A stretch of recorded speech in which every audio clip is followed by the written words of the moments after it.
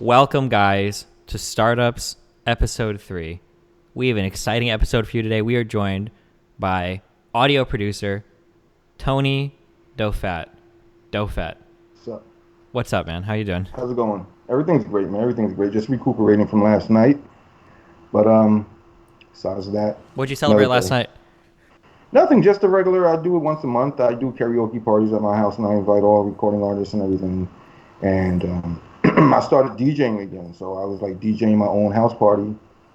Um, but the rain kind of messed it up, and only a couple people showed up, which was cool. We still got drunk and did karaoke. Wait, just for a matter of perspective, what is a couple people to you? You mean like five or... Actually, literally, it was two. Oh, okay. Oh, shit. Okay. Damn. Okay. That went from like a real fun night to a real depressing night real quick. Okay. Yeah. How I do my parties is I send out the invites like the day of, Mm-hmm. just privately via text, and I send out in groups of 12. So out of those 12, I wait for RSVPs, and out of that, I expect 40 to 50% may RSVP, which they did, and then I send out another group of a group text. Okay. So I do that so I can make sure if I want 20 people there or 30 or whatever. So I only wanted under 10 or 10 or under.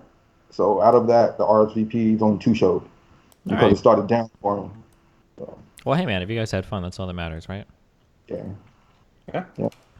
Okay, so do you still produce for anybody, or are you still Yeah, are you like produce, on but call, or? yeah, I produce, but I produce on my terms. I'm not like deep in the music industry like I used to be. I am as an executive, but not as a creator, because it's very stressful, man. It's very stressful trying to create on other people's terms and conditions, and when you're signed to a label or signed to one of the hardest working people in the industry, and you have to create under pressure, it becomes uh, stressful after a while. So, Yeah, I could definitely tell.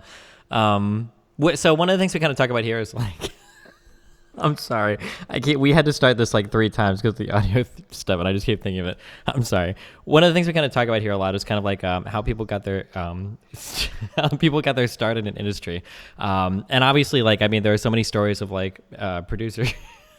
I can't. What? I don't even know what's happening. Okay, listen. Can you tell us your history, Tony, please? I'm not in on this. All right, I don't know what's happening. I don't But know. I'm so so sorry. you, How did it you must How be did a you chat start? box. No, it's just the start. Just there's so much irony around this episode. Just how did you start? When did you start like doing music? When did you Well, even think about like getting into like producing or whatever? well, producing records that happened when I was like 21 years old. I Okay. didn't even know what a producer was, but Were you into music before that? Like how did you? no, yeah, I was just making music at my house and locally, and I had an opportunity to actually do it professionally with Puff Daddy at the time. He was just starting. He was an intern, Mhm. and he wanted someone to make music with. So he said, "We're both from Mount Vernon, New York, from a very small town." So we linked up. I gave him back then it was cassettes. I gave him my cassette with my beats, and he said, "Yeah, I like your sound. I like your stuff. Let's go in the studio and work." And we had nothing to lose and everything to gain. We were both, just starting. And we did our first project, which was Mary J. Blige, "You Remind Me" remix, and that launched our entire careers and took off because we created a new sound and we merged hip hop and R&B Mhm. because it's just like it is today, where the older generation don't like the young hip hop generation, and same thing when hip hop first started and hip hop turned into the 80s and 90s. That was in the 90s, and the older generation hated hip hop, Mhm. hated it. The younger generation didn't like the R&B stuff and the singing because we were all into hip hop. So he wanted to create a sound to fuse both the young audience and the older audience, and it actually worked. Because I remember my mom hated hip hop, but then she started singing my songs, which were really hip hop. I was like, wow, I can't believe she liked my stuff. So, did you Before. guys like truly Oh, sorry. truly start from like nothing? Did you have previous experience or like connections to get into that point, or just like literally making a mixtape type of thing? yeah, and it was not even a mixtape. I was just making music at my house, and one of my neighbors was the one that approached me and said, "Hey, Puff Daddy, he's an intern now." And I was like, "Yeah, I kind of heard about it." He said, "Yeah, he's looking for a partner to produce with or make records with, and I think you should give him your stuff." That's how it started, and I was just making music at home with just one drum machine and one keyboard, not even professional level or anything. but it had so much potential. So much potential. That's why you don't really need a lot for hip hop. It's all a vibe. Mm-hmm. So I started with just 2 pieces of gear, and that started my career instantly. And I didn't even know what a producer was or anything. And I just woke up in the music industry. Then I had to learn the music industry. Second thing. So that's when everybody gets fucked up the ass. Well, oh, can I use profanity? Yeah, Oh you're yeah. fine. Oh yeah, we're fine. No worries on that one. So That's yeah, so that's It's really that's interesting yeah. that like today for music stuff, like on a computer, you can do like a trillion different things. Like you can have a million machines like on any type of software. You mentioned like you started off with like a drum machine and a keyboard. Is there like a story to how you acquired these? Were you like into music in college or high school? Did you like play in band or anything? Or how did you Yeah. like start getting into it? So I started with the band at 9 years old. I was playing the trumpet, which had really nothing to do with it, Mm-hmm. with music, but it kind of taught me how to read and write music at a very young age, and it taught me how to arrange brass sections. So I learned how to read and write music, and that part kind of encouraged me and helped me with playing keyboards. So the drum machine and the keyboard that I acquired, I always had a job. That was one thing. I worked at Friendly's. I remember that was one of my first jobs. Friendly's, man. We used to eat ice cream all day and burgers. That's it. So the keyboard was only like $250. So I saved up money and got it. And my other friends were doing it too. So we would swap out equipment. Okay. So we would, gradually swap out to try and get the best of what, for that time. And after, I got my deal and everything, and after I started making records, then of course I went berserk and just bought everything I could buy. But yeah, starting out was pretty tough. It's very, very tough actually. So Well, I got to imagine, like, how did you get it to where, how did you actually get your tapes in front of people, like in front of Diddy or whatever, to listen to? I imagine there had to have been a ton of people that were trying to get their stuff heard. Like, did you have like a connect, or did he just happen to hear your shit, or how did that work? At that time we started together, so he was just like sitting. He was just regular. He was an intern. Oh, He okay, was okay. he was Puff Daddy. We were both like 21 years old. Like we this was before anything. Like this was our first, before we made our first record together, before his first record came out, before anything. So 1992 was that year. Bad Boy didn't come out until 95, around 95 year. So like 2, 3 years later, that's when everyone started knowing about Diddy, and, Gotcha. that's when he did his name change.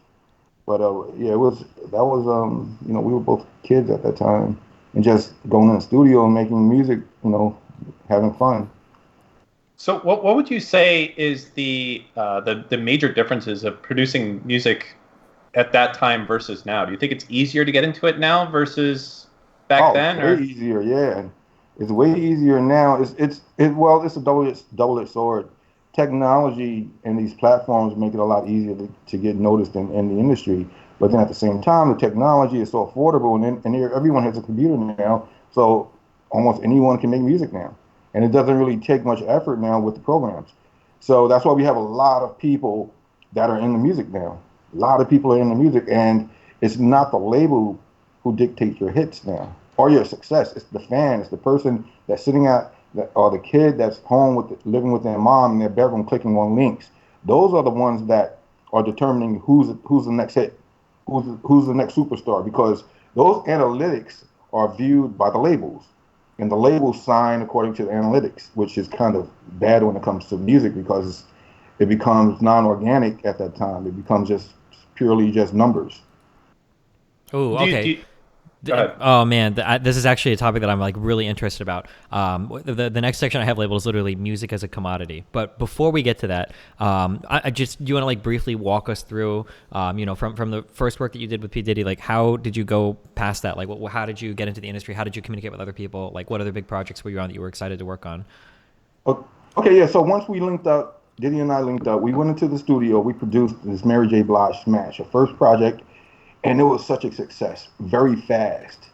It went viral without the internet. So put it like that: how something goes viral now. Imagine it going viral in the terrestrial world. So that's what happened. Where radio got it within a week, and everyone had it in their cars a week later. Mm-hmm. So like, where did they get it from? So they had to actually go to the store and stand online and spend their money and buy it. That was the only way back then. Sure. So that happened so fast, and the impact was so powerful that everyone wanted that sound, every artist. So from that first project, my phone never stopped ringing. So Okay. let me ask you. I'm curious.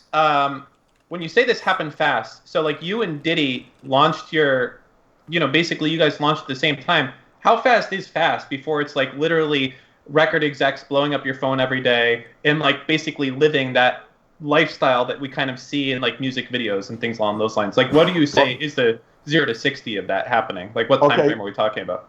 well, the traction as a producer took maybe 6 months from first month through the sixth. Um, that's when we were scrambling trying to get more work. But Wait, can you then, explain that? What you mean by that? Like from track to producer? Like,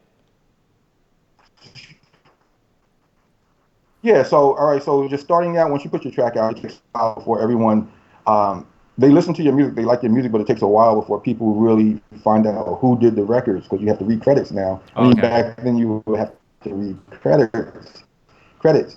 So so that was one of Puff's ideas. He was like, you know what we got to do? We got to do publicity. We got to have to hire a publicist.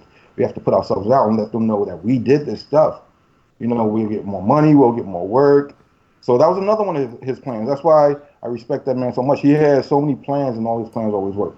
And I said, all right, let's do this publicity thing. Let's hire a publicist. So we did that, and that's when everything went to the next level. Mm-hmm. Our production fees doubled or tripled, and everyone started really knowing about us and started recognizing us. We were in Billboard magazine. We were like my first interview was in Billboard magazine. It Mm-hmm. was like a full page, and I have it on my wall right there. So um, that was I took about 6 months to a year, and from that after the first 6 months, that's when really became my career because I got one check when I first started. I didn't get another check until maybe a few months later, and then I didn't start getting steady checks until maybe 8 months to a year. That's when it really became a career. So at 22 years old, that's when I said, all right, music is my career. I'm I'm making a shitload of money now from three like $3,500 per track. Then it went up to 15,000. Then it went to $25,000 per track, all within a year. Did you So did you have like a side job or anything when you first started to get into producing, or were you going like all in, like living with your mom or whatever, living yeah, with friends and just not yeah. Now I had a side job, but then I went all in. I remember the day I went all in. I went all in, and I did it while I was young, and I don't regret it. mm-hmm. That's how I learned how to cook because I was living on my own. And it was cheaper to go to the store and cook your own food. I learned a lot of survival tactics back then, just how to maintain myself. And yeah, it was pretty hard. And imagine being older and making that transition from an employee to an entrepreneur. Very, very scary, man. Yeah. Scary, scary. But when you're young, you don't care. Mind sleeping on the couch or sleeping on a chair or whatever. Because I was living on my own since I was a teen. Yeah, especially if you have like a family or something too. Yeah. I'm curious. This is kind of like a lot of celebrity-esque people like have to deal with this when you go from like working normal jobs to starting to like make like a lot of money in like short spurts, right? Did you have like a pretty good like sense of like finances back then, or were you like did you have trouble for your first year or two like blowing through like all of your money, or I'm just Yeah. curious how did that work? Yeah, no sense of finance. No, I Mm-hmm. mean, Yeah, yeah, because you think about it. Anyone at 21 years old, when you make a lot of money, or 22 years old, when you make a lot of money, regardless of if you do have sense of finance, you're still going to blow a lot of money yeah. Mm-hmm. because there are a lot of things that you want to do in life, and you just want to get it all done. And that's what happened. Like there were a lot of keyboards I wanted to buy. There was a lot of toys that I wanted to buy growing up. Yeah, Like yeah. everything, dumb shit I just bought. And I said before I even started producing, I said I think it's dumb to spend $5,000 on a watch. Who would do that? I would never do that. And as soon as I got a big check, I bought a Rolex. Like, 100%. No, I did. When my first year in streaming, I look back at like how horrible I was with my money. yeah, It was disgusting. Yeah, I agree 100%. it's fun though. You don't regret it, right? It's very fun. Yeah, I guess maybe yeah. I mean, I say that now I because really got like, some of that. Yeah. well, yeah, it's fun if you continue to make it, but like if you blow everything initially and then you don't go farther, you probably feel pretty bad about it, right? Yeah. Yeah, true, true. Did you ever I'm just curious, did you ever have like envy of rappers? Did you ever want to like get into rapping, or were you happy doing the production side of things? Yeah, I'm so happy. I never wanted to be in the light. Never. I Uh-huh. rap. I have an album that I did, but I never released it. But a lot of people like the music. Okay. My song was on the radio before, actually. And actually, Puff heard it, and as soon as he heard it, he called me. He said, "You rapping now?" And I was like, "It was just a fun project." And the second thing he said, "Who you signed to?" And I was like, "Oh, you want to give me a record deal now? You trying to sign me?" So I was doing it for fun. Okay. I don't want to be an artist. I don't want a record deal. And What is the this might be the next section thing, but I'm very interested in the mechanics of the financial world of basically if you're an up and coming artist and you sell an album, where is the real breakdown of where that money is going and everything along those lines? Like that's really kind of it seems like it's gotten worse for the artist as time has gone on yeah, from what I've well, read. it depends on the type of deal you strike. Mm-hmm. Several types of deals. When you sign to a label, you're signing away the purpose of that deal is for the label to acquire your master ownership. A master is a song, the physical Like the copyright of the song, basically. copyright of the song. Yes, You don't own it master. anymore. Yeah, as an artist, you relinquish that right, or you sign it away once you sign a record deal, and that's why they give you a lot of money. So you're working, and you're basically promoting that master which they own. Mm-hmm. You're promoting yourself as well because you get to do shows, but at the same time, they own the music that you're performing. So whenever it gets streamed or whenever it gets sold, they keep the revenue, or they keep the bulk of the revenue, probably 90% of the revenue. Wait, And 90%? yeah, 90%. Well, when you sign one of these deals, I assume that you're getting it must be some huge upfront payment or something that's, why would an artist agree to this? Well, Essentially, because there the has to be. artist is driven by fame. So they know this. The labels know this, and they will offer you peanuts. They will offer you the average advance from when I started the industry until now was from $25,000. That's just your advance to $50,000, and the biggest advance I ever saw was like $250,000. That's just an advance against your royalties. So they advance you money that you're eventually going to make anyway. So they advance you the money, and then for that advancement, for them, producing your album and putting it out and marketing and promoting it, they get to own your masters. Mm-hmm. Yeah, And it's probably a lot similar to how it was to draw into my life for like video games, like esports. The yeah, reasons why a lot of these people would sign these really shit contracts, and looking back now, you'd be like, dude, like you're worth like 7 figures to this company. Why are you signing on for like $5,000 a month? A lot of these people, I'm guessing, especially like in like music, don't realize how much their stuff is worth, right? You've got people yeah, that made no money, and all of a sudden, some guy in a suit is offering them, yo, here's a $30,000 check for your albums, and it's like, oh damn, like hell yeah, I'll sign that. And it seems like a lot of money. You don't realize this guy's literally going to make yeah, tens of millions of dollars sometimes off of yeah, the shit you sell. Yeah. I yeah, wonder of that how much of it is talent. Meaning, so let's say that let's say you were a Bieber who was like discovered off of YouTube, right? yeah. So if you're one of those guys and someone comes to you and says, hey, I want to make you a star, I'm going to take 90% of your royalties and you get 10%. Here's 50 grand. How much power do you have, even if you have good music, even if you're getting some viral traction, to be like, nah, I'm not going to do it, and they say, okay, I don't give a shit. I'll just go find the next kid and make him make Well, him famous, right? Do you well, have to take these deals to get ahead? no. Well, right now you don't have to. Before you would have to because before you needed a record label because there weren't platforms to promote. There weren't platforms where you can upload yourself. There wasn't YouTube. There wasn't even MySpace, where a lot of people were found on MySpace. So you didn't have MySpace. You didn't have Instagram, social media, nothing. We didn't even have internet. So you would have to go through a label Back then, it was like, because didn't you live and die on like radio play back then? Like, yeah, because everything was terrestrial. It was you have to go to radio, and I mean you have to go to a label because the label had connections with all the radio stations. The first thing. Second thing is distribution, physical distribution. There was no such thing as streaming or digital stores. DSPs didn't exist. So we would have to go to Sam Goody, Tower Records, or Best Buy. So how would you deliver your material, your records there to sell? You couldn't go there with it in your trunk. They wouldn't buy it. You would have to go through sales department, their sales department located in the Midwest, and you would have to pitch your project to the store buyers. They would buy it in all their stores throughout the U.S. So that's how records were distributed. So you always had to go through a label back then in order to get signed. If not, you would definitely just sell records out of your trunk, which is totally fine because a lot of artists did that and were successful. Like Cash Money did that.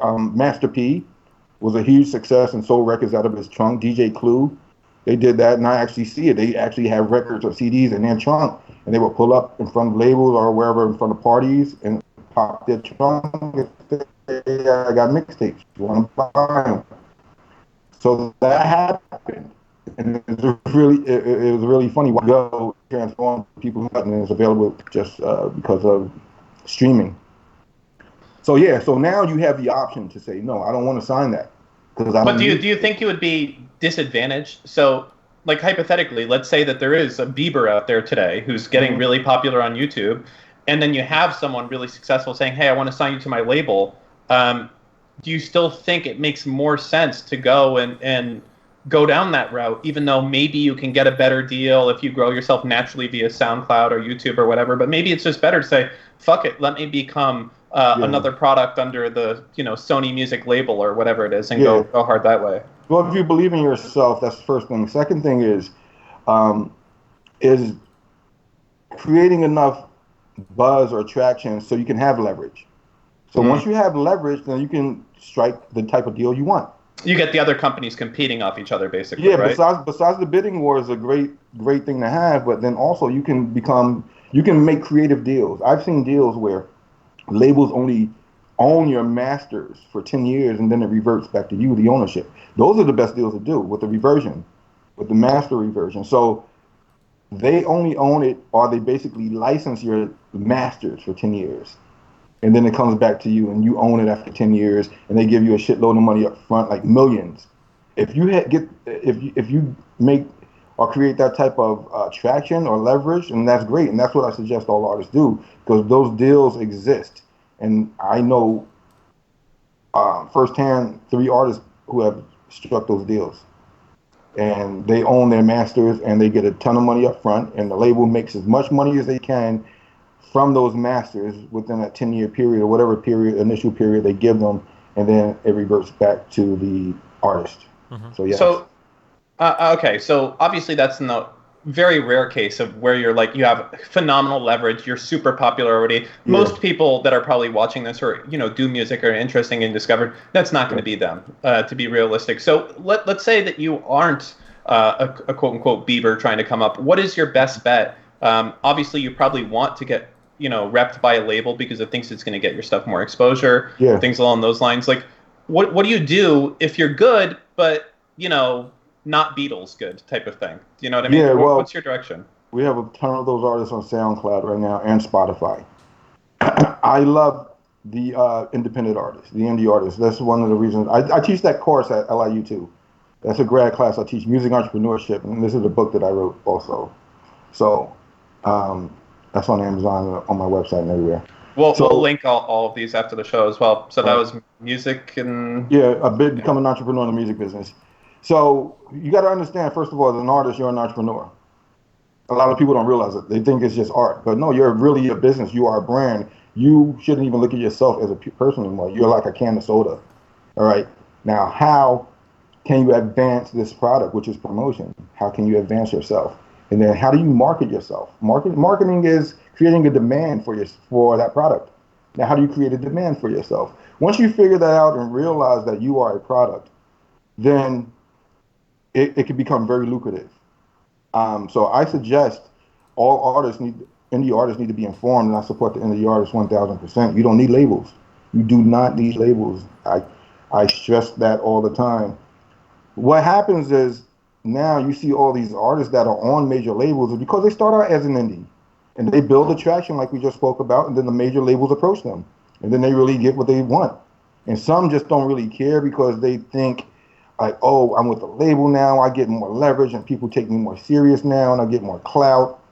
And they get to go to the label and take pictures on their Instagram. So if you want to be that type of artist, cool, they'll run right through you, take advantage of you. And, but I advise you to do your research as a new artist. I advise you to do your research and definitely understand your value. Understand your worth. Do you ever watch do you watch people on YouTube that talk about like music or the music industry or anything, or are you kind of disconnected from that? Yeah, I don't. I do master classes all around the world about this stuff. So I have a bunch of those videos on there on YouTube about the same stuff that we're speaking about. Gotcha. It's cool. That's like one of my one of the really frustrating things about a lot of like art schools is that like they don't spend enough time sometimes teaching you like how do you actually make money with whatever art it is you're studying, because you know, like you said, like you really are, once you get into art, you know, a lot of the work you do is contract work, a lot of the promotion you have to do is for yourself, and a lot of people don't go over, you know, like you can go through a lot of like music school and get, you know, your full degree even in performance, and you'll never take a class on like gigging, right? Like you'll never have to memorize you know, like 40 charts to like go and play, you know. It's like, dude, like how are you going to make money? Like, you know, it's yeah, exactly. So that's one of the things that we do at LIU. We just launched a music technology and entrepreneurship program. Undergrad, we offer BFA, and I'm one of the professors there. And the class that I teach, well, one of my only grad class this semester is music entrepreneurship. So we get the students ready for the real world music industry.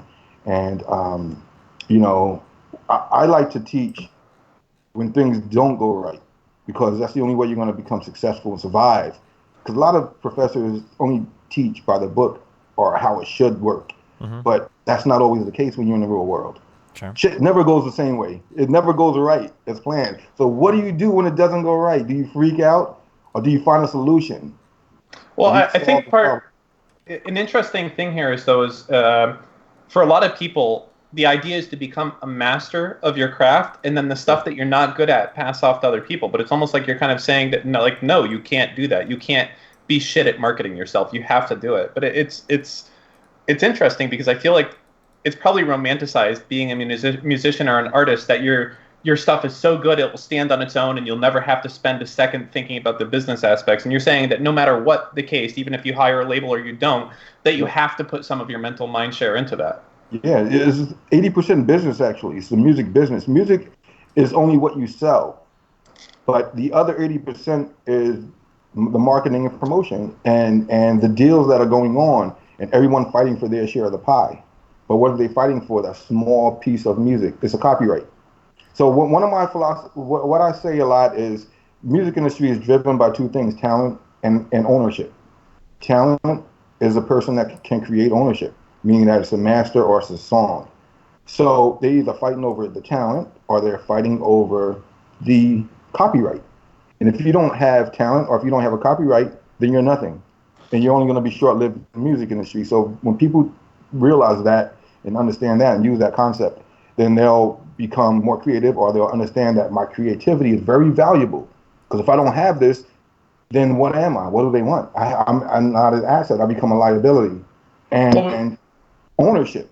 If you don't own anything, then you're just renting, basically. It's like, you know, you don't own anything, so no one is going to want you for anything.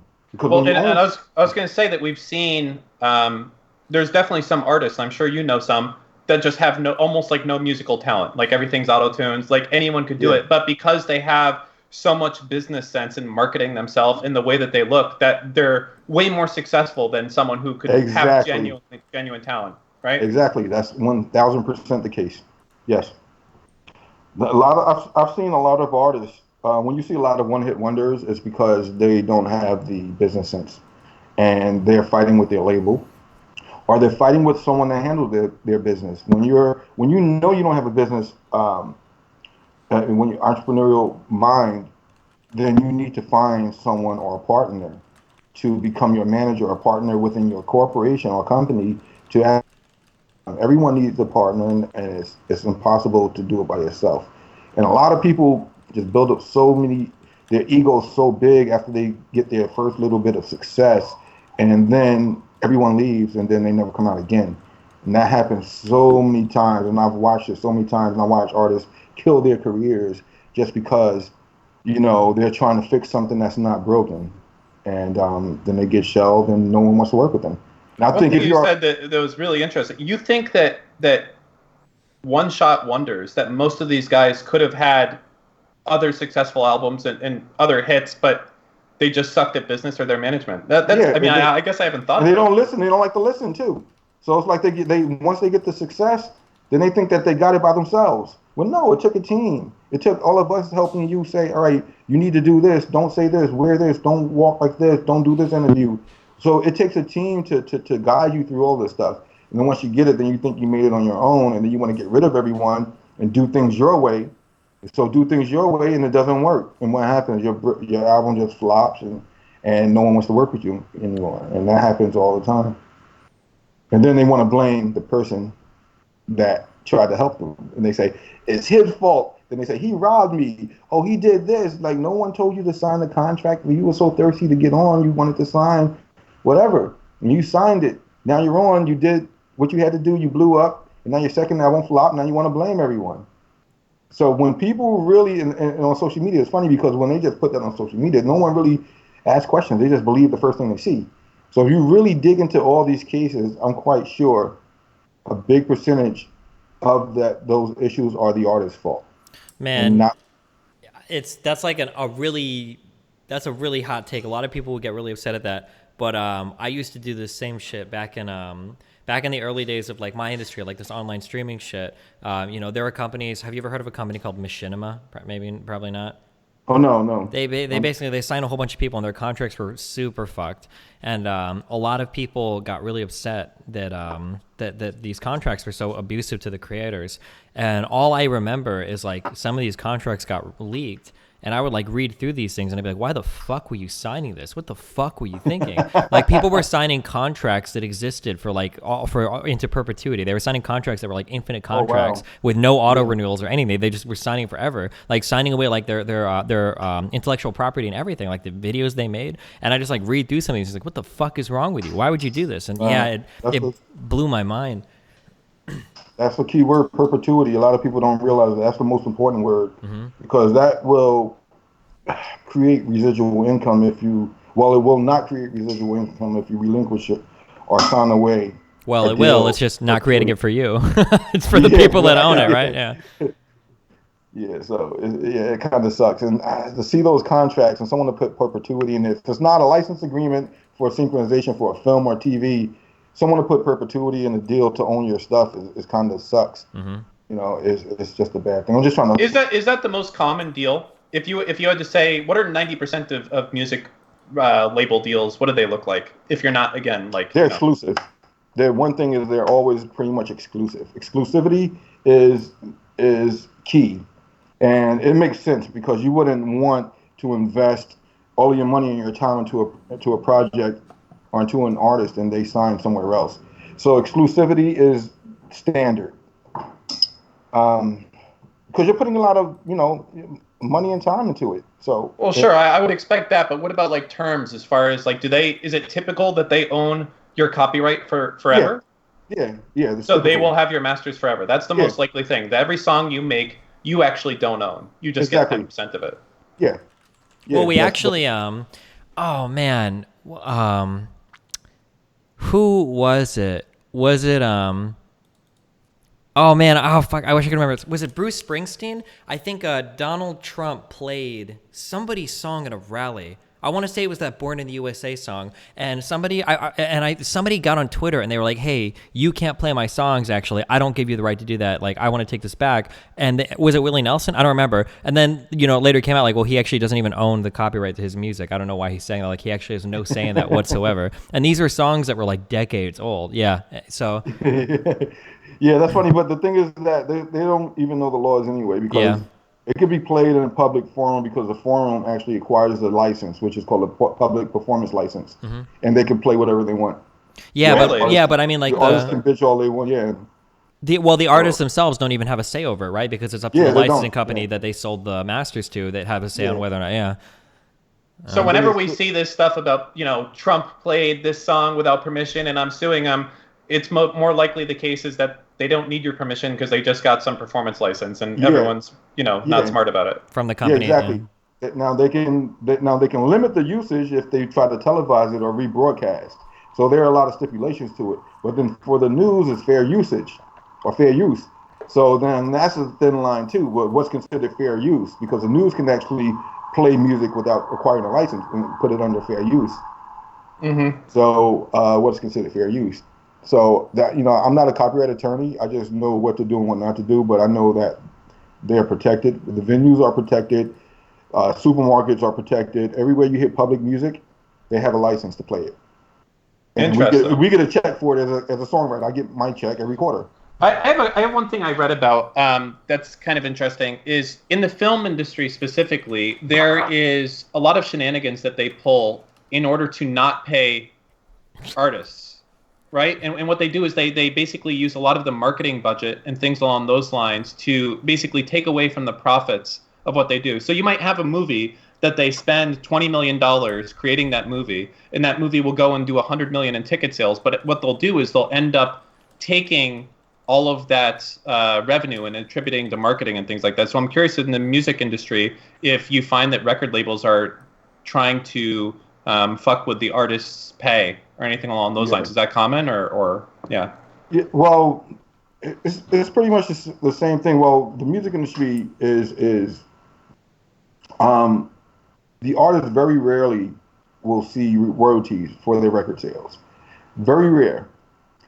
Because the label will charge back on everything, 100% of whatever dime is spent to further their career. From all the marketing dollars, all the promotion dollars. Back when we had to get CDs made, the manufacturing, duplication, the artwork, the shrink wrap, the shipping, all of that stuff gets charged back. So at the end of the day, if you're getting $50,000 advance, which is very small, and your album costs $250,000 to make, you figure that's $300,000 already. That's probably only 20% of what the label's or say they're gonna pay. So they can create all of these figures and they can just keep you in the red forever, and that's what usually happens. And then you do a second album, and you still haven't recouped from the first album. So now you're in the red. Now you're gonna go in the red 2 times that amount. So we getting in those type of deals, it really sucks, especially if you don't have a business manager. And after you're on that label for so long, then it's very hard to get out because you're so in debt with this label. And but you actually can owe money, is what you're saying? Yeah, yeah. Most artists do owe money. Wait, really? Yeah. It's not like they're going to put it on your credit report, but you do owe the money. If you're in a deal where you have to recoup, and that's when you hear that saying like this label bought this other artist out because they paid their debt. They're in the red $300,000, $400,000. They pay the debt, and they let them go. If not, they'll keep you until they recoup. But you can get out of deals if you put certain verbiage in your contract, and your lawyer would know the exact verbiage to put in. But yeah, you don't want to, you want to exercise your next option or move on without being fully recouped. Those are some things you should also look out for to new artists that are signing. Is definitely check out what's recoupable and what's not. Mm-hmm. What's recoupable, because they can say everything. They can say anything they do is recoupable. Phone calls.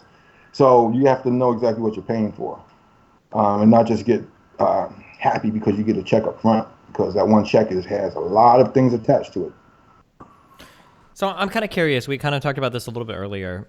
Do you think that do you get the feeling right now that music is like a lot more commercialized than it used to be? That like everybody today for like mainstream stuff, I guess like there's a lot of cool shit that exists like on YouTube and SoundCloud and stuff, but for like the mainstream stuff that hits like the radios, do you feel like people are like hyper focused on all trying to like hone in on a certain sound rather than kind of like create their own cool stuff or unique stuff anymore? Yeah. Or? Yeah, well, that's an industry term we call commercially satisfactory, where your song sounds comparable to everything else that's out.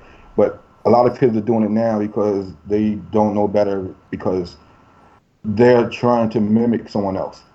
I do it as a producer, as a professional producer, because that's what it is in my contract as a producer, to provide music that sounds sonically just like 190% of the material that's out or that's deemed commercially satisfactory. So it needs to sound the same, and it needs to feel the same, quality of it. But there are some people that actually take a song, put it in their studio, and mimic everything. And also on top of that, and I was just explaining this to a student on Thursday, that sound kits are shared and sold. We never did that. So sound kits, as a producer, your sound is your identity. That's your secret weapon. So if you're sharing that now with not just 1, 2, 3 people, but if you put it on the internet, making it accessible to everyone in the world, then everyone else can take your exact sounds and do your same pattern and then clone your beat. So that's happening as well. Because it's Wait, like the people that make the sound kits, they're like, oh yeah, buy this sound kit. This sound kit was used by XYZ producer, and this sound kit was in the top 50 songs. And instead of saying, no, I don't want to buy it because I want to be original, these kids are saying, yeah, I want to buy it so I can make a song that sounds like them. So maybe I can get in the top 50. I'm curious, especially I would say in hip hop, a lot of the stuff that comes out is so what I would view as dependent on the beats that are behind the vocal track. What the people that are doing this, are they even remotely as close to compensated as the vocalist in this, or is it like not even there? No, they're not. The people that are making the beats are sometimes just getting robbed. They're doing it, and sometimes they charge $50. They're charged. Sometimes I've seen beats as low as 99 cents, and I send it to my producer friends, and we laugh. And we laugh like, "Wow, this music industry has really come to people selling beats for 99 cents." So they're doing that to just try and find their way in the industry. Well, it's Cool. it's just it's interesting because you would like a lot of like the greatest hip hop songs are like so dependent. It's not like the vocals on some of the best ones are obviously great, but it's like the beat is what makes this song. And to think that like Yeah, you have no idea who did that. It yeah, wasn't Biggie that was back there in the synthesizer doing this shit. It was yeah, like some unknown dude, and it's yeah, crazy. yeah, yeah. It definitely is. It's all music driven. It's all beat driven. It's been proven. Like you can have horrible rappers and give them a hot beat, and then it becomes a hot song. Because at the end of the day, we sell songs. We don't sell beats, and we don't sell just lyrics. You never heard commercially an acapella rap record, and you never heard an instrumental beat song played on the radio. So those aren't songs; those are just tracks and lyrics, and then we have to sell song. So it doesn't. A lot of times, the beat is more powerful and outweighs uh, the vocal ability. But when you package it together, it comes out to a great song. And there are a lot of artists that do songs like that that cannot rap on all types of beats. They have to rap on something that's so hot that anybody can rap on it and it'll become a hit. Do you think it's gotten more today where people are trying to get like these conforming songs that sound similar to everybody else's, or do you think it's always kind of been like that? No, it's happening like that more because Mm-hmm. the internet. The Yeah. internet is allowing people to share files just fast all around the world. So when I travel, when I go to France and teach at Abbey Road Institute, and I hear beats from people that sound like something that I just heard in New York the day before. It's like, so the culture is pretty much being spread out, and they're just putting their interpretation on it. I'm totally fine with that. I love it because hip hop, we know. I mean, hip hop was just an art form. It's just a way of expression. But it's cool that it's just so huge right now. Um, but yeah, it's files are being shared, and people are selling their files. People are selling their files to try and make money, and they will uh, sell them for like from $5 to maybe $40 for a sound kit. This sound kit has been used by probably hundreds of producers, and they just recycle and reuse them. And I all assume, I the, assume there has to be people in this industry that, like Kanye's not buying his stuff for $15. I hope. I mean, I don't know. Like he had that thing with him reusing some song from a long time ago, but like, this, like, Kanye, trust me, Kanye is old school, just like myself. So we know how to make our own sound kits. A lot of new producers don't, but you hear New York Sirens. So we make our own sound kits, but at the same time, I'm quite sure he does own those $15 sound kits too. I'm quite sure he does own them because when you're looking for the perfect sounds for your record, your kick and your snare, you'll go through anywhere, anything. Really, if it fits and if it's perfect, that's the job of a producer that's a perfectionist, and you want to make sure that it's the right kick for your sound. Um, and I know his producers have them. I know his producers, so they use all sound kits, and they even make their own sound kits too. So it's kind of weird. Everyone just basically shares sounds. Yeah, I think something that a lot of people don't realize. I kind of talked about this earlier, but back, especially before the 2000s, like there are certain sounds that became like heavily associated with certain music because there were like certain synths, like actual physical synths that were actually popular. And if you wanted that sound, you had to actually like buy a piece of hardware that you would take to like your studio to record out of and shit. Yeah. Yeah, like whereas today, like you can have like a whole rooms full of shit like just loaded on your computer. So it Exactly. I get why people would sell like those sound kits, because if you didn't, like people would rip it anyway, right? I mean, people would be able to Yeah. figure out what you're using and then copy it and sell it otherwise. So Yep. Yep. Yeah. So it's just everything is just shareable right now, and with the speed of the internet, it's just mhm. these high, big file sizes are just shared like real quick, and everyone's using them, everyone. And now they're doing something new. Now there are people that are actually getting producer credits that are not even actually producing. There are some um, sound kit designers that have in their download page they have they require royalties, they require credit, and they say if you use this sound kit, that we I need to get credited as a co-producer. And some designers are actually getting co-production credits and winning Grammys and stuff like that, which is totally new, and it's kind of weird to me because it's really the credit. It's all about the credit. Yeah, I So agree. you're, It seems so like you're, it's really cool that like it seems like there's like more focus today on producers than there used to be. I think. I mean, I don't know. Or at least I see people like Rick Rubin and shit are like people seem to, I guess, be a little bit more aware of these people, especially because a lot of the labels are kind of like ran by actual like rappers and shit now. At least for hip hop, it seems that's true. Do you think or? But what was the question again? That like producers probably get a little bit more credit today than they used to. Like a lot of people seem to talk about like producers today than. Yeah. Definitely. That's 1,000% accurate. And it's and I attribute that to definitely social media.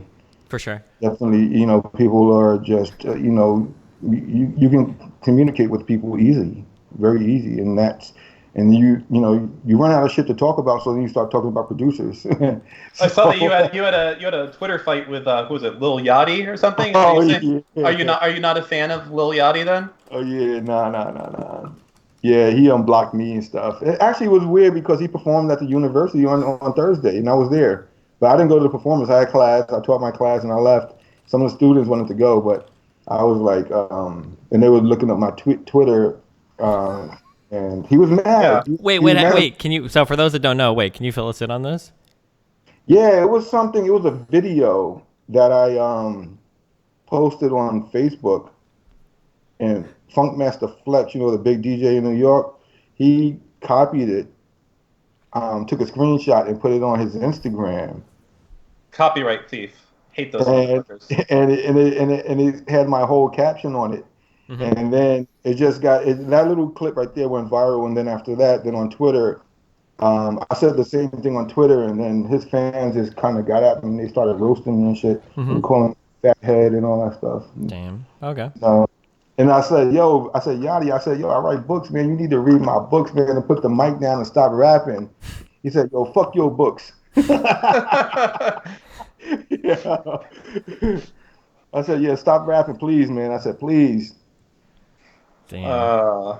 What's our next topic? Well, Did I you guess do like one, Steve? yeah. So kind of tied into this, we kind of talked about this a little bit. What are like some of the major differences that you see in terms of how the industry functions today compared to how it used to like 20 or 30 years ago?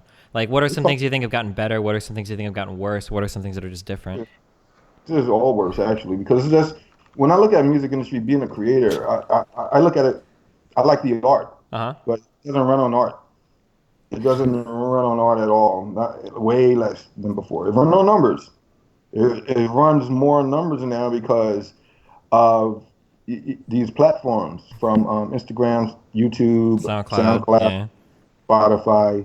So they these these discovery programs or these discovery companies just read analytics and they determine who's going to be the next superstar from following trends. Mm-hmm. And they take that data and the labels buy that data. So then the labels will actually start looking at people and offering deals to the next up and coming, contingent on their depending on their numbers, depending on their metrics. Yeah. And and that doesn't necessarily mean they're hot, right? Because it just means that that they're marketing themselves and promoting themselves, and taking advantage of this internet thing and just going all out. Mm-hmm. So it and one of the ways and one of the things that are how we used to sign artists back in the 90s and early 2000s was by feeling. Yeah. If you have you may not have a lot of songs. You may only have one song, but if we feel you, if we feel that you could become a great artist, we'll sign you without anything out, without any followers, without social media, without a lot of friends. Yeah. Without a we don't famous care about- SoundCloud or whatever. Yeah. Yeah, because I mean that stuff didn't exist when you so it's like if you're good, we sign you.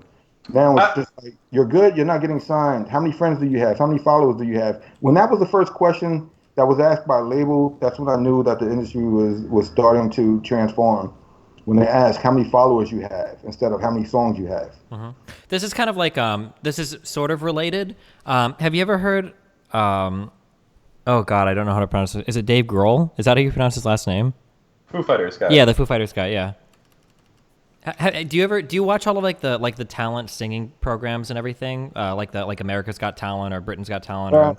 Yeah, I watched very, very rare. I watched it briefly. Like I wasn't really into it too much. Because I'm not like a TV guy, but yeah. Do you have like an opinion on that kind of stuff? Do you feel strongly about it at all, or? It's done for ratings, of course. We know, done for ratings. But yeah, some of the people have talent, and I saw some people that auditioned for that I knew that were way more talented than a lot of those other people. But then they don't have the stories to go with it. Yeah. So if they don't have the stories, then it's not entertaining to the average person sitting down watching TV. So then they say, you know what, we don't really care about the talent. We care about entertainment, and this person has a better story. And that's why when you cry on TV, they love it. They love when you cry. They love the drama. They love when you argue or cry or show any type of emotion. For sure.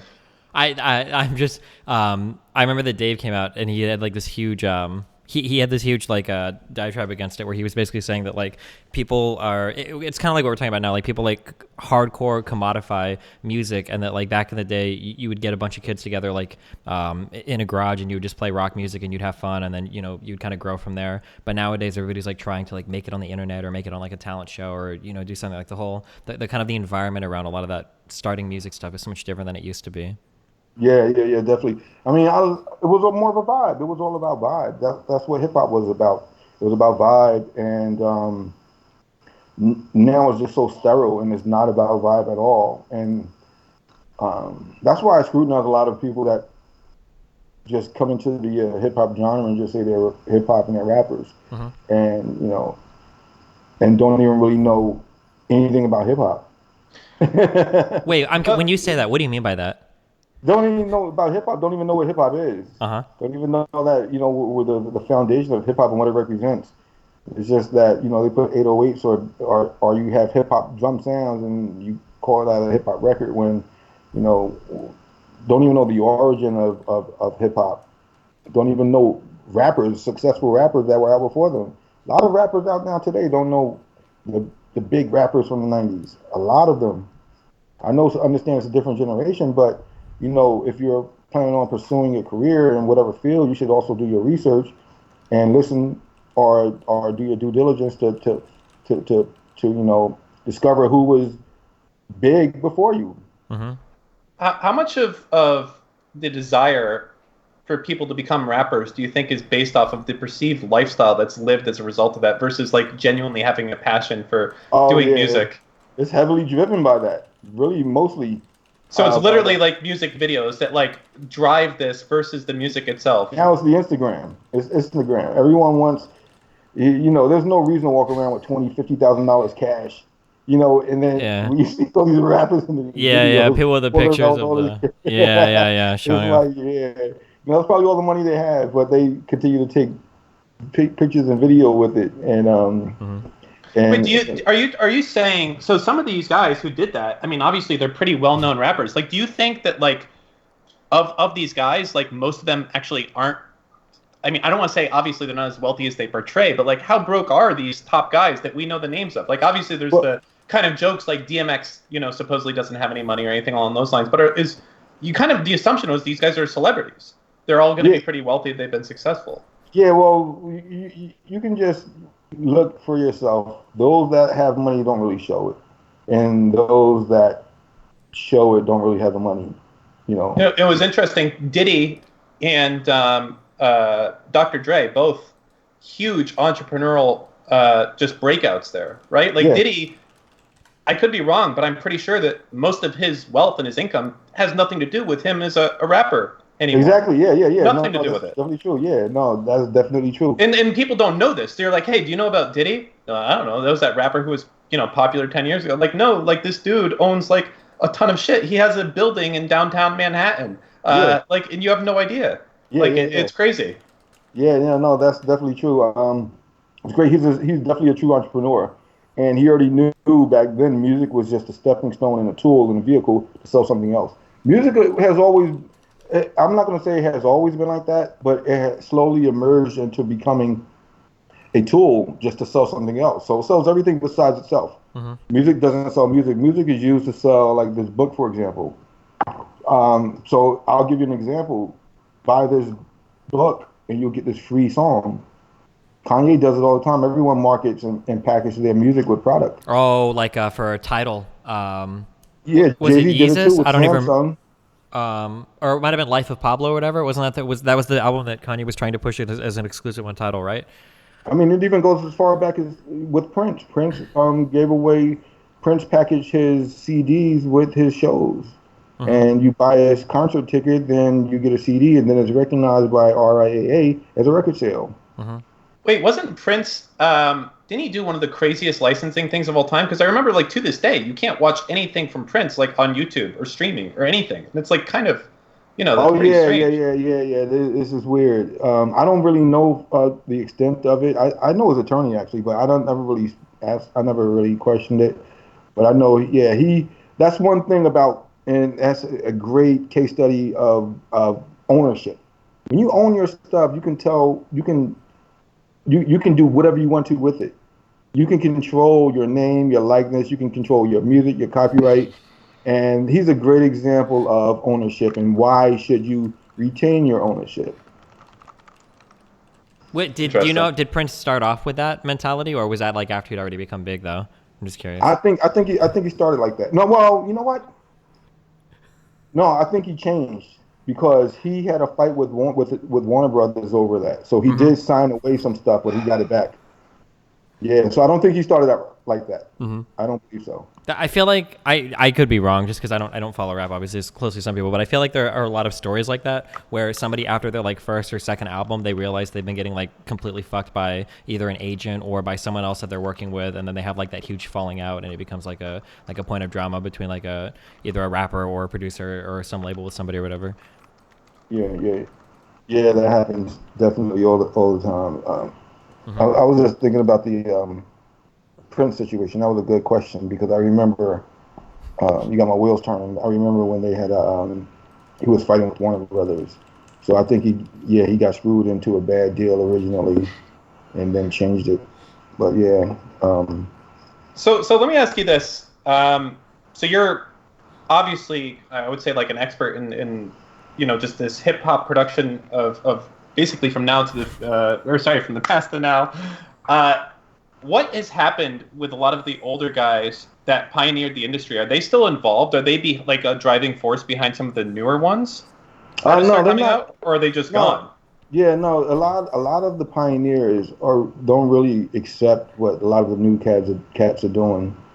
That's from what I see. They are involved still in hip hop. They are involved on an academia level, teaching the youth, and they're involved in the community. And I mean, that's what really hip hop is based. A big part of what hip hop is based on your community, and so they're true hip hop heads, and they still continue to do that. They may not be making as much the money that these kids are doing now, but they don't really appreciate a lot of the stuff, and a lot of the young kids are really going at their heads, like, like dissing all of the old school cats. Just coming straight off the top, just so disrespectful. It's like the kids today are just on a different level than how we were coming up. And that, there's no filter at all. And I think that's because they grew up in the computer age where they just used to just talking reckless behind a keyboard, and they just so comfortable with doing that, and that's what they do. But they don't really say it in person. But yeah, that happens all the time, man. It's As far as income goes, obviously it sounds like streaming income is nothing. Getting plays from streaming is nothing. well, not for Album sale. What's that? not for an artist. If you're an indie, streaming is a multi-billion-dollar industry. Like a So, lot but of people don't realize it. it sounded like most of the revenue for artists that are somewhat successful is coming from touring at this point. Is that still hold true? Yes. Yeah, touring, yes, but streaming. I just want to let everyone know that all these indies that are watching, you can live on your own and support yourself from streaming on Spotify. Really? Because, yeah, yes, you can. I know there are songs out. Once the songs become successful, you can generate easily $5,000-6,000 a month, just an average. Between there are artists now. Most of the indie artists now are making that much money. That's like you have to have a lot of spins to do that though, right? To pull those kinds of like you Not, have to. not really that much. I can show you one of my statements. Mm-hmm. It's in the room. I can tell you the amount of spins and how much money comes in every month. Well, I mean, you don't have to say anything specific to you if you're not comfortable. But like, let's say you can get like 1 million spins on a track, like over the course of like a year. Like, what would you expect something like that? Oh, no, 1 million is low. Yeah, of course, 1 million is low. But we're talking about, when you're going through a digital distributor, you're not just talking about streams from Spotify. We're talking about all DSPs, all stores. So those accumulate. Okay. And especially once you get a successful record or song, and then that's just one song. Now imagine getting several songs that are successful. That money will accumulate and you can actually rake in thousands of dollars per month and support yourself. And a lot of these indie artists are doing that. So when people say streaming, there's not money in streaming. Of course, there's not money in streaming if you're an artist signed to a label because they take all your streaming money, or if you're a songwriter, because the streaming, the rates for the payout rates are lower than how we used to get paid, from terrestrial radio and stuff. Like streaming rates are totally way lower. But yeah, no, there's money in streaming. But if you own your own stuff as an indie, it's good. But touring is way, way, way more money than it used to be. Average artists right now, hip hop artists can go out do shows, 50,000 a night, 100,000 a night, very easily. Can get that much money. Having 1 or 2 hits out, you can get that much money a night. So yeah, touring and shows, booming. A lot of money. Gotcha. Do I guess kind of like looking at like the future direction of where things are going in the music industry, what are some things like you're worried about and what are some things you wish would change? Like if you had like dreams of like how the music industry would kind of like progress, like how do you feel about how things are going now and how do you feel about where things are headed? I'm worried about the standard of signing artists now, and what has become the standard is not about talent anymore. It's about like marketability or. Yeah, if you're on TV, like Atlantic Records is pretty known for that, signing someone that was on TV, or someone that has a following or a fan base, like the girl from Danielle, whatever. What she said, "Catch Me Outside." Like, she don't like me too. She don't like me either. We had words. She blocked me too. So yeah, Atlantic signed her, and wait, that girl got signed? Yeah, she has a lot of records out. She was nominated for MTV Award and everything. Yeah, this is like her third year out now, I think, or second year. Jeez. So yeah, so she did a deal and it was worth a lot of her. It was worth a lot. You got to see all of her views. She was one of my case studies for my grad class last year. And when she got signed, and I told them to give her a year and let's follow her traction. And we kind of estimated her revenue. from streaming, Uh-huh. or the label's revenue from streaming. And yeah, she's doing big things right now. It's crazy, and I don't think she's talented.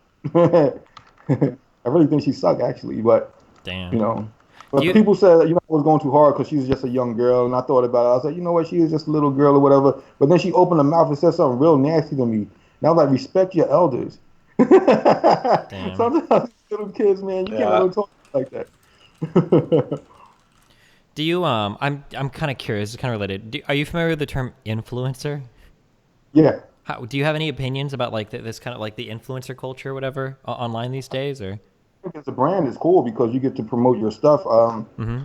a whole different way, and it's cool. It doesn't work on me. I can't be influenced, so Mhm. I mean, I'm just one of those people. But the average consumer, yeah, influencers are very influential to those type of people. I'm not the impulse shopper where you go down the street and see something that says sale 50% off, and you go run and buy it. That's what the influencers demographic I think is mainly targeted towards those type of people, because It's I know being a seller, I would always have that sign up and just mark my stuff up 50% higher. mhm.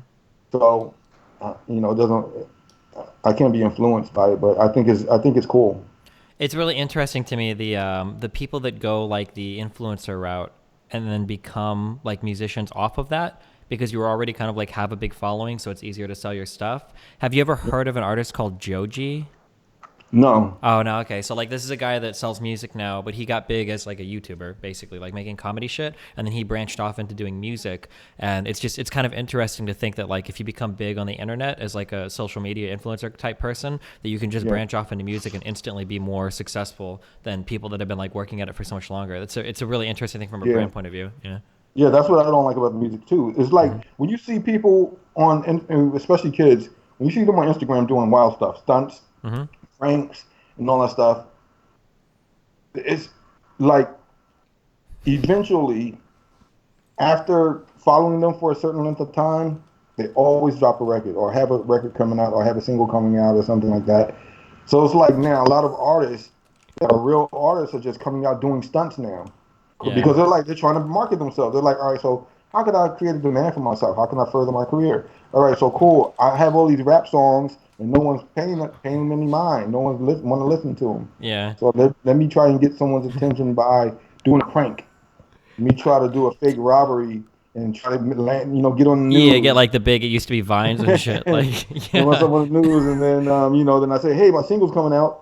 Have Next thing you you know, he's an artist. I'm super curious. Have you heard of? And you don't have to. Again, I'm not trying to get you like beef with people or anything. If you're not, have you heard of Logan Paul? None. Oh man, he does. Dan, he like some of his big things are music related, right? But then like a lot of what he does is not music related. Am I I mixing? don't watch that kid. I have no idea. That's the dude who was like, is that the one who was going to get in a boxing match with someone else or something? No, no, he does like he's got like he has like rap songs. I use that term loosely. Oh wait, that's Jake Paul. Sorry. Oh god, I mix these two brothers up all the time. But like Jake Paul does like music, but he also does like a lot of controversial shit. Didn't he also have like the Suicide Forest shit? Where like these guys like sell music, but then they also do like shock things on YouTube to like grow their following, so that when they make Yeah, more songs, like that's how they sell it to all of the people that they have like following their shit or whatever, right? Yeah.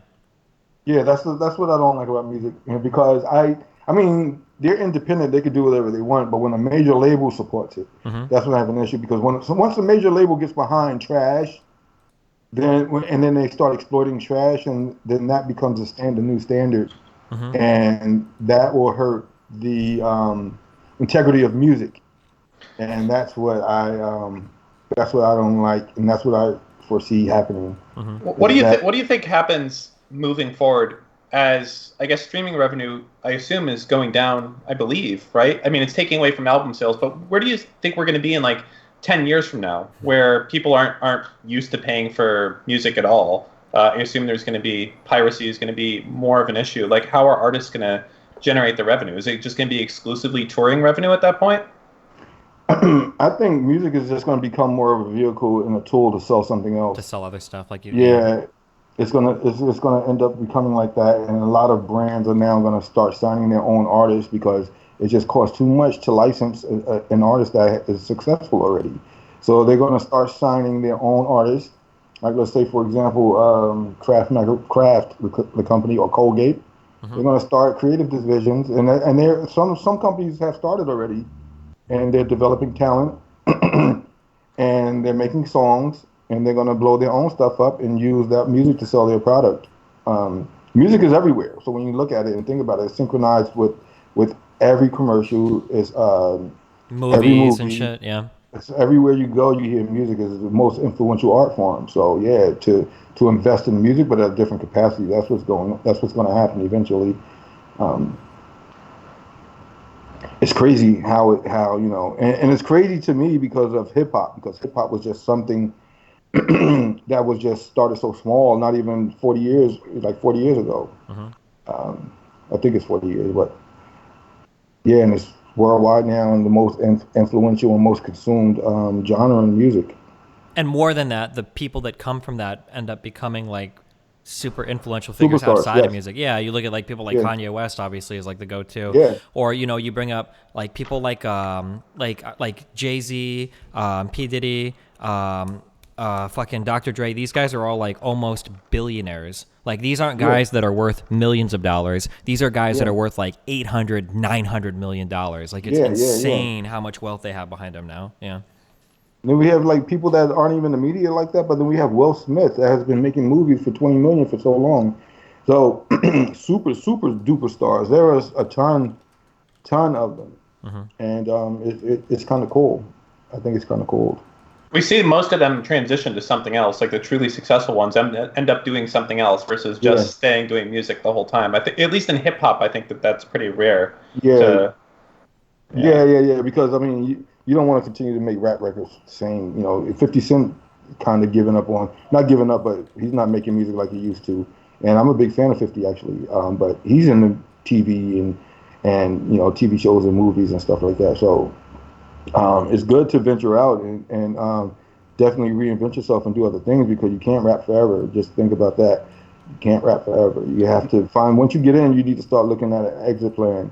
so no one's trying to listen to like the 50 or 60-year-old hip hop guys. Then, is that what you're saying? Nah, not at all. It just won't even make sense. It'll actually be awkward right now. Like I find myself not saying certain words because of my age. I'm like, yo, I can't say that, but I have four sons that are, one is a teen, and they're all like a year apart. So Hmm. Are your kids interested yeah, in doing all yeah, music? yeah, All of them. yeah, yeah, Interesting. yeah. To some capacity, yeah, they're all creative though. Actually, I have my one of my middle sons. His album we're working on now, produced by my youngest son, that we're going to release this summer. So I've been holding it for a while. He's graduating from Alabama A&M in May on May 3rd, and he's going on tour this summer too. He's going on a European tour along with myself, starting May 23rd through middle of June, and we're going to drop his album around then, or his EP. Did you make him finish college, or did he choose to do that on his own? Or Yeah, well, that was one of the things that he and his mom, well, all of us, we talked about because, we started making music before college, and his mom was like really adamant about him, just, all right, we're going to give you this amount of time to do something with his career because he had scholarship and, he needs to go to school. So hmm. we figured, let's work on it while you're in school and then finish your degree, and then we'll go 100% once you get out. Hmm. And he just turned 22 years old, so he's ready. That's cool, and he's got his degree in 4 years His and degree. everything. Yep. Yeah, that's awesome. That it's funny like the crossovers between like what I do, I guess, and listen to some of your stuff. Like I have a kid, and he really wants to be like a YouTuber and everything. But that's like something that I wrestle with too. I'm like, you got to finish school. Like you're not gonna go from high school to YouTube and hope to make it on that. Yeah. Yeah. Mm. I mean, it's also great. It's great for your story as an artist because a lot of artists don't have degrees. So it's great conversation and it's great marketing. My light just turned off. Hmm. So Oh, it's a great background. It's great history for to sell something, sell a product. yeah, for sure.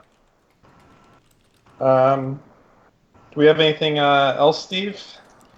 I know you Um, made these pretty quick. I mean, damn, we covered a lot of ground.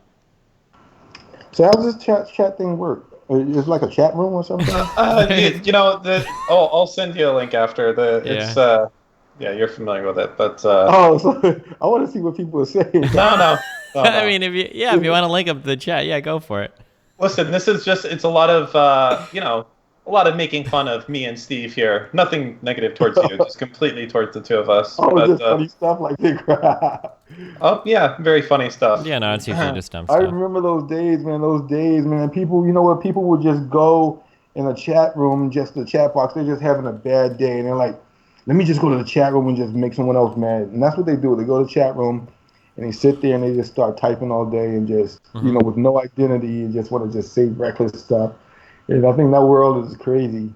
Yeah. Crazy. With Tiny Chat, it was hilarious. It was just funny just watching it, just sitting there and just watching people in the box just go at it with each other. And it's like, yeah, you're arguing with a stranger through your keyboard.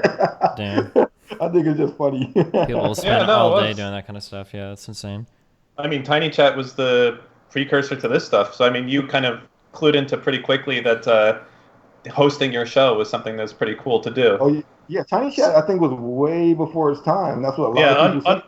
unfortunately, tell me about it. But yeah, no, it's crazy because essentially you have more in common here with Steve than you think because you were the largest star on the site at that time. Yeah. You were pulling in 4,500 to 5,000 concurrent viewers constantly doing that, and that was just like yeah, it was. It was So it yeah, was crazy for me that was a because decade ago. That was a decade ago. I was like, someone was on the train in New York and someone was talking about the chat room on the train. I went through the airport and people recognized me. I thought it was from the TV show, from the MTV show, and they were like, "No, from the chat room." And I was like, "Yo, this is crazy." I'm like, and that was before how it is now, before the Instagram influencers are now and all that stuff. And when people want to run and see people that are on Instagram, it's like I never really thought it was like as popular as it was. So. Yeah, Yeah. it's insane how big, like, even I guess like I'm younger than both of you, but even in my childhood, like the fact that the internet didn't exist, and now like random people on public transport will be talking about like the same types of internet sites is like pretty insane. Like how far we've come, like in just like 20 years, or not even like 15 years. Yeah, that's crazy. It's really crazy. It's also weird because a lot of the kind of specialized knowledge that you like value, like the stuff from a long time ago, like for me, it would be like, fixing like 486 computers or something along those lines. But for you, that would be like being able to work on like older synthesizer and stuff. It's just like, this knowledge is cool, but it sucks because now no one appreciates it and it's just gone. Right? Yeah, And like, yeah. when's the next time I'm going to be touching a 486 trying to fix that and trying to know what the beep codes are for, all that shit. And the same thing for you. Like, Yeah. not going to fuck around with a synthesizer when you can do that shit in like Pro Tools or something. Yep. You know what I mean? Yeah. It's definitely true. It's definitely true. Yeah. I'm kind of curious, going like real specific. So I went to school for music. So music is something that's always been like a big passion of mine. Okay. When you talk about like producing a track, like how much are you involved with from like start to finish? Like, do you start with like literally nothing and you're grabbing samples and throwing it together and then writing bass lines? Yeah. Or like... Yeah, so start with zero, nothing. So either I create my sound kit before I start, or I start with one of my pre-existing sound kits that I've made previously. When you say sound kit, is this just like drums and synths? Drum sounds. Yeah, drum sounds. Okay. Drum sounds meaning like kick drum, snare, hi-hat, shaker, percussion, alternate kick sounds, little hand claps. Those are sounds that sometimes I listen to break beats. That's what hip hop is actually based on, break beats. So I would take break beats and listen to... Wait, can you explain? What do you mean by that? What are break beats? So break beats is a compilation of, every song has a breakdown, right? So we say even rock songs, everything has a little breakdown, maybe 16 bars, where the music breaks down, where it's just the drum part and maybe one instrument or something. Okay. So this was more common in records back in the day from the 60s, 70s, and 80s. Sure. There was a break. So we call that section the break part of the song. So, and that's how the term B-boys came out, because when the break part came, that's when they would dance to that section. And that's where hip hop was based on, the DJ just playing those parts. It had nothing to do with MCing. So it was about that break part. So now there's a compilation album that was put out by Ultimate Break. And there are a few compilation companies or labels that put out compilations where they just take the hottest breaks from all these records and just put them down and just put them on vinyl and resell them. So those are the break beats. So most producers or old school producers usually have a catalog of just break beats of parts or breaks of the section of a song.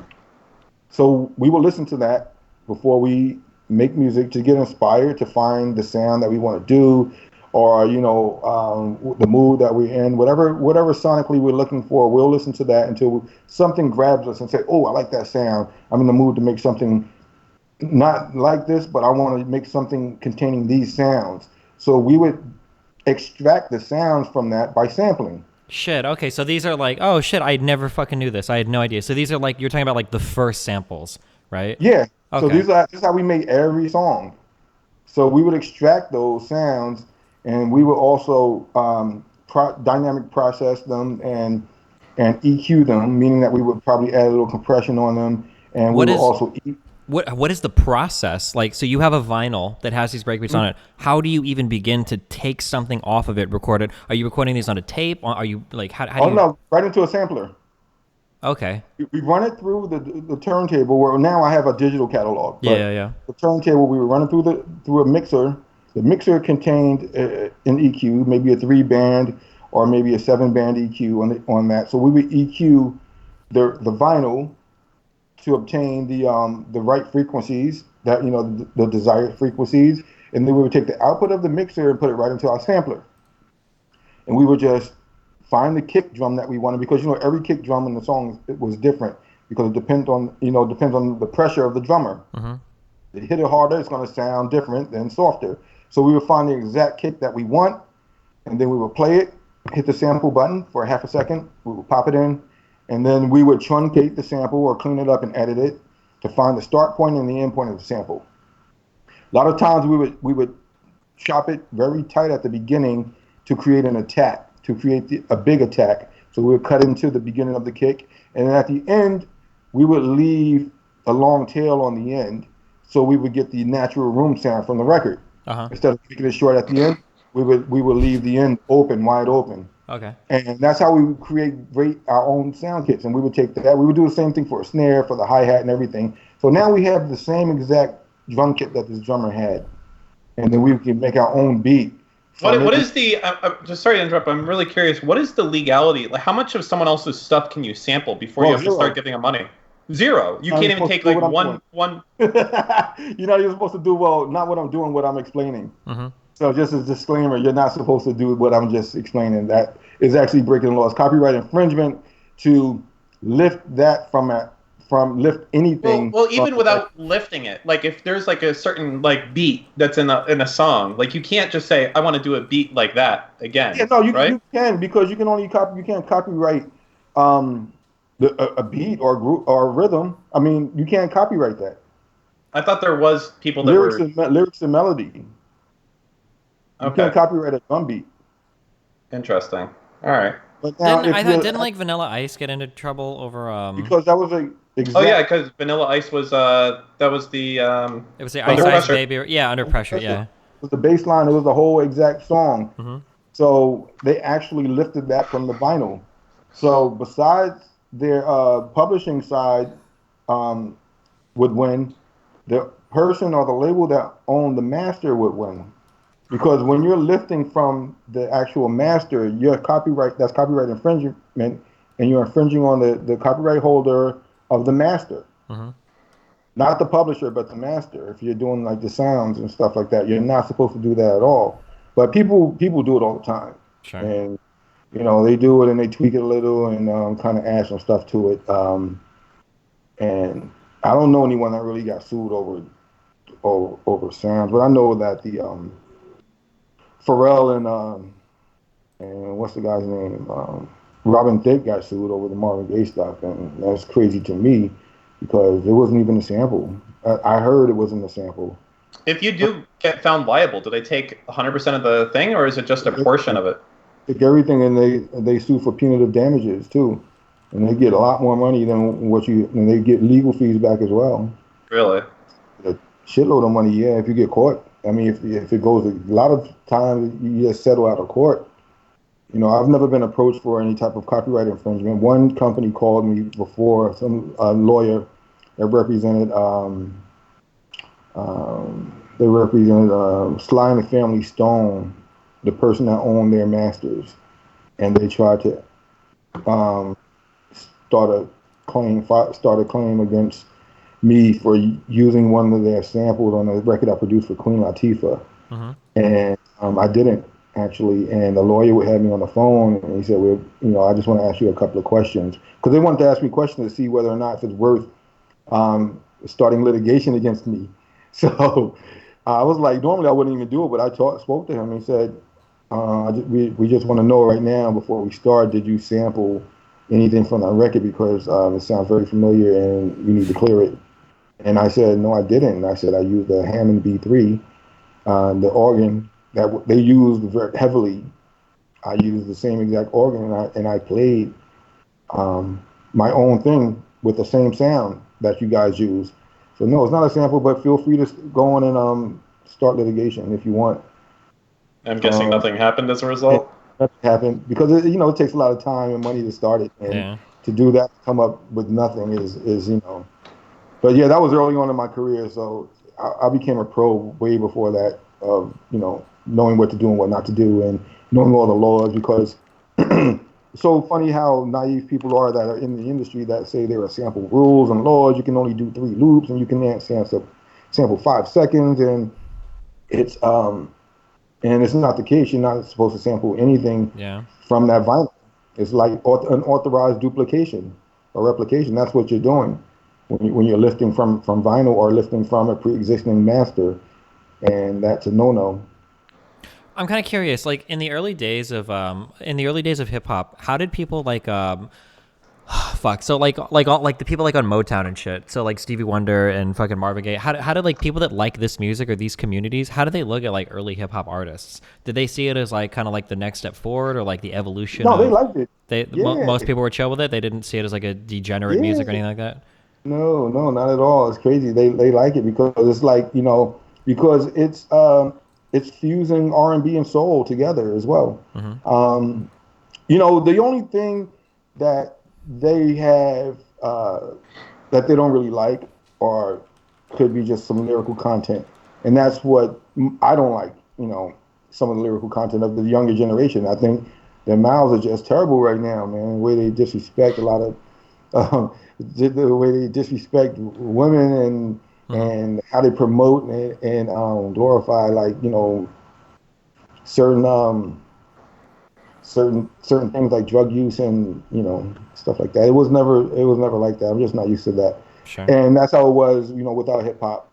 It wasn't as bad, but when there was bad stuff, I know some artists didn't really appreciate it.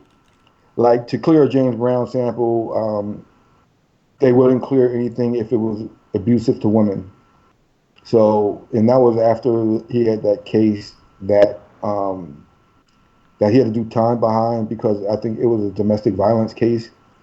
And then he became very conscious about it, and his lawyers didn't want anything to do with any type of violence and females. Mm-hmm. So they, or his estate and whoever handled their publishing, didn't clear any samples that were or granting licensing that had something to do with abuse of women.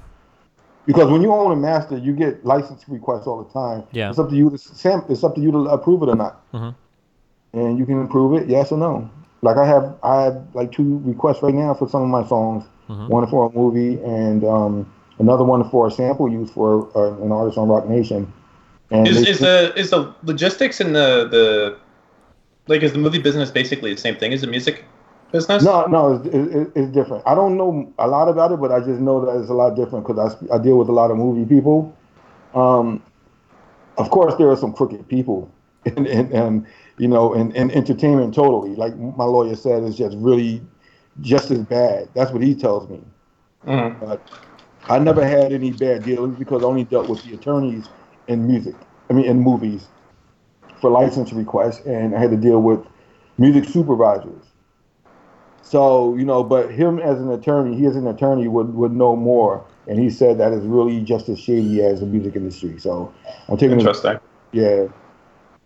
Because all the people I deal with, they were very nice. The lawyers and stuff is like, it's impossible to be shady if we have a deal and the contract is not right. It's just either I sign or I don't. And then, and then you pay the check that you, Right. that, you know. So what are you focusing on moving forward these days? I know that you said that you're teaching, you're writing books. Are you out there looking to try and sign more people, or as far as doing more producer stuff, or yeah, what's the plans for you moving forward? No, I'm producing, but I'm very selective. Right now, I created a label at Long Island University called Blackbird Music Group.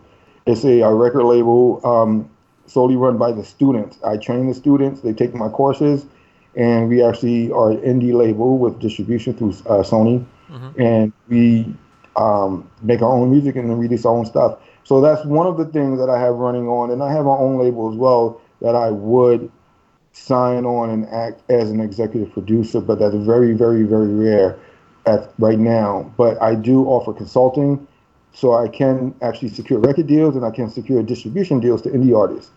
So if we have some struggling artists in chat looking to get big that are in hip hop, they should reach out to you, right? Oh yeah, of course, because I do consulting. I can walk them into a label. I can walk them into meetings. I can help executive produce their record. I can do artist development, and that's what's lacking today with a lot of artists is that they have no development or they have no one to guide them or mentor them. Yeah. So one of the things I offer with my company is that, and I do master classes all around the world. So I plan to do one on May 23rd in Paris. That is my next master class. Have you had any students go big or anything yet? Has that happened yet, or? Nah, but I think it's coming real soon. Okay, that's cool. How long have you been doing having the classes for? 4 years.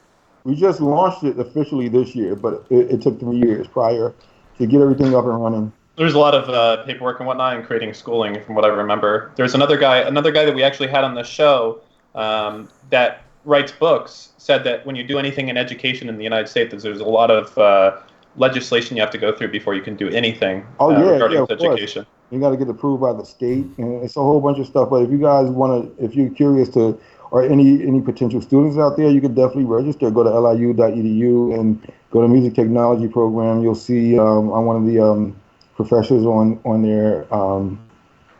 You'll see the director of the program, Kenyatta Beasley. And then you'll see Professor Newsom on there. There are only 3 professors in that department right now, so it's very, very, very new. Cool. And it's it's liu.edu.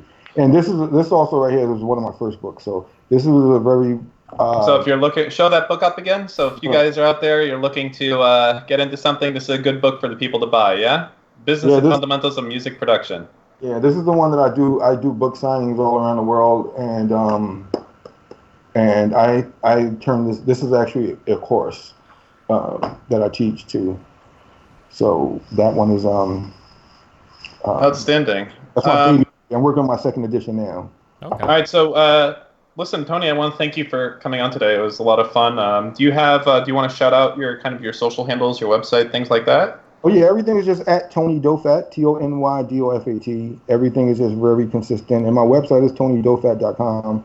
Very, very, very simple. Easy to find me. Instagram is at Tony Dofat.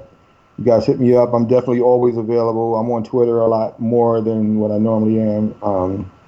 And I always talk to people. Yeah, make sure to follow his Twitter, and you can watch him fight with young aspiring auto-tune mumble rappers. Just real quick, as a final parting word of advice. Let's say there's a guy, and there's a million of these guys. Somebody that thinks they have a lot of talent, a lot of ability to make it in the industry. What's the one piece of quick advice you give somebody like this who thinks they have the talent to make it? What should they be doing right now? They have to have the passion. That's one of the things that they must have, because you're going to get tested a lot. You're going to get put through a lot of tests, and there are going to be sacrifices that are going to have to be made. And if you don't have the passion, you're not going to make the sacrifice. So I'll put it like that. I saw so many people that are so talented that doesn't really have the passion, and they can become very successful and get far, but they don't, because they lack the passion for it, and it just falls. It just crumbles, and you don't want that to happen, because everyone that has invested interest and everyone that put time and money into you will get angry and walk away because you don't have the passion. That's one of the things I look for before I do anything with anyone, because I don't want to be that person. I did that before, and I was so mad that I'm with someone and you're training them, you're getting them to a point, and then they just don't show up, or they're just late, or they're just continuously be late. Or they just do stuff just to jeopardize their own career. Yeah. And so you have Alright. you have to take it serious. Okay, You have to cool. take it serious. Yep. All right, we'll take that to heart. Thank you again, Tony, for coming on. All right. I Thanks will. for having me. Yeah, send me Yeah, it those was fun. stuff so I can check it Yeah, out. well, I will send you a link as soon as we get it all uploaded. All right. All right. I'm gonna get all the chat message sanitized first. Yeah. Yeah, I want to see them roast. I want to see the chatters roast. No, you don't need to. Yeah. Thanks for figuring out all the audio shit in the beginning too. Those I don't know how that's never happened before, but at least we got it figured out. Cool. Well, awesome. All Well, right. hey, thanks a lot for joining us. All right. Thanks for having me, and I'll talk to you guys later. Yeah, you've All been right. a wonderful Cheers. guest. Thanks a lot, Tony. All right. Bye. All right. Bye. See you guys later.